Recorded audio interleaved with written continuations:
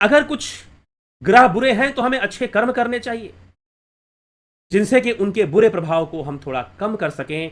और हम ज्योतिष का यह प्रथम मानना है कि वास्तव में तो मनुष्य का जीवन कर्म प्रधान है। कर्म प्रधान विश्व रचि राखा, जो जस करई सो तस फल चाखा। ग्रहों को जानकर ज्योतिष के माध्यम से आपको बस इतना पता चलेगा कि हमें इस दिशा में हमें कुछ ऐसे कर्म हैं हमारे जिनका बुरा फल हमें भोगना है,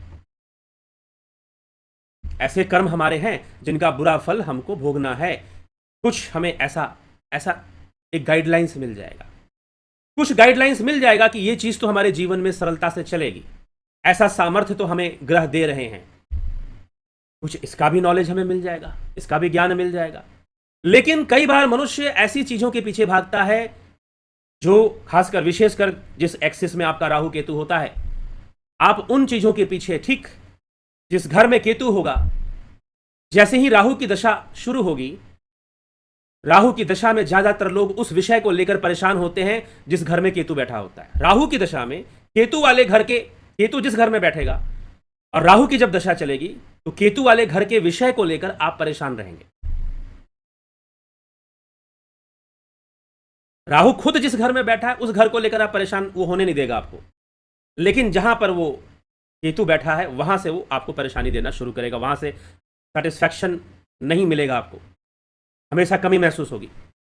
लेकिन अगर आपने आध्यात्मिक साधना को अपना लिया तो आप देखेंगे उस मामले में भी सकारात्मक परिणाम मिलने आपको शुरू हो जाएंगे, सकारात्मक परिणाम मिलने आपको शुरू हो जाएंगे। तो ज्योतिष एक जीवन जीने की, हमें, हर मनुष्य का जीवन अलग अलग है, हर जीव का जीवन अलग अलग है।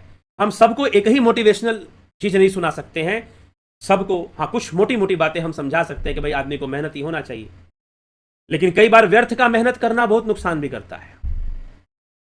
व्यर्थ का मेहनत करना कई बार बहुत ही नुकसान भी हमें पहुंचा सकता है, इसलिए हमें विवेक से विचार करना चाहिए। ज्योतिष विद्या हमें गाइडलाइंस देती है कि हमें लाइफ में किन बातों का ध्यान रखना चाहिए, कैसे सचेत रहना चाहिए और कैसे जीवन में हमें आगे बढ़ना चाहिए। वैसे तो यह संसार नश्वर है,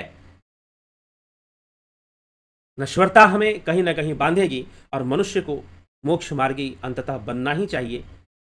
अगर वह, क्योंकि कहीं ना कहीं से, क्योंकि ज्योतिष में ऐसा ही नहीं कि सब अच्छे ग्रह होते हैं, बुरे ग्रह भी होते हैं कहीं ना कहीं, और कोई भी ग्रह कैसे बुरा बन जाए यह भी बताना मतलब कि आसान नहीं है। कई बार हम अगर फिक्स कर दें कि फलाना ग्रह अच्छा ही होता है, ऐसा नहीं है, किसी परिस्थिति में बुरा हो जाएगा, और जब बुरा हो जाएगा तो वहां से हमें कई बुरे नतीजे देखने को मिलने शुरू हो जाते हैं।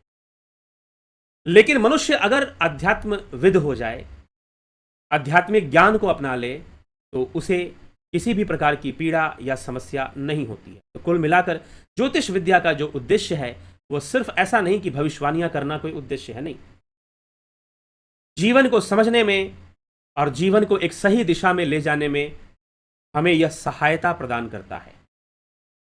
हमें ज्योतिष हमें सिखाता है कि हमें किसी से ईर्ष्या और द्वेष नहीं करना चाहिए, हमें किसी से नफरत नहीं करनी चाहिए, किसी के प्रति ईर्ष्या का भाव नहीं रखना चाहिए, क्योंकि प्रत्येक व्यक्ति अपने अपने ग्रहों के प्रभाव में जीवन जी रहा है। किसी के अंदर किसी गुण का विकास होता है तो किसी के अंदर किसी गुण का विकास होता है। ज्योतिष सबसे पहला, जो लोग ज्योतिष को अच्छे से समझते हैं या अच्छे से समझने में लगे रहते हैं, वो लोग सबसे पहला काम क्या करते हैं, वो अपनी तुलना दूसरों से करना बंद कर देते हैं। प्रत्येक व्यक्ति के अपने अपने ग्रह योग हैं, उनके कारण उनके अंदर कोई दुर्गुण आ रहा है, कोई सद्गुण आ रहा है, कोई प्रतिभा आ रही है, कोई प्रतिभा खत्म हो जा रही है। तो ये गुण आ रहा है, जा रहा है, ऐसे चल रहा है। तो ज्योतिष, सबसे पहले ज्योतिष आपको एक दूसरे से ईर्ष्या करने के लिए मना कर देता है कि आप ईर्ष्या करो ही मत। क्यों, क्या करोगे ईर्ष्या कर?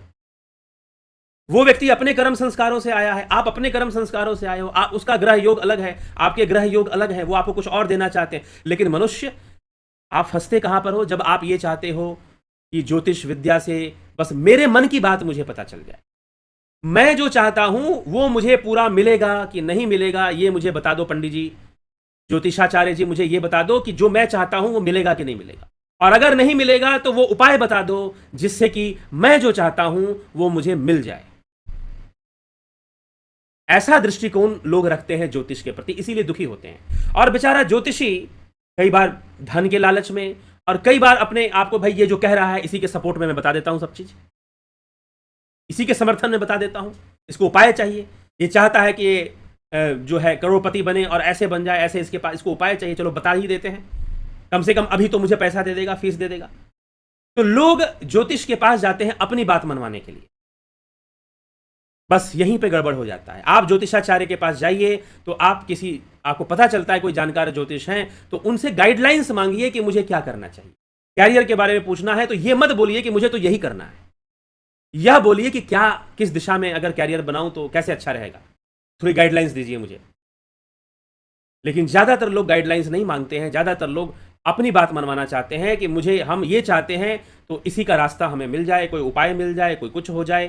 करने वाले उपाय भी कर देते हैं, लेकिन जो परेशानियां ग्रह जो निश्चित करते हैं, कई बार हमें उसका सामना करना ही पड़ता है।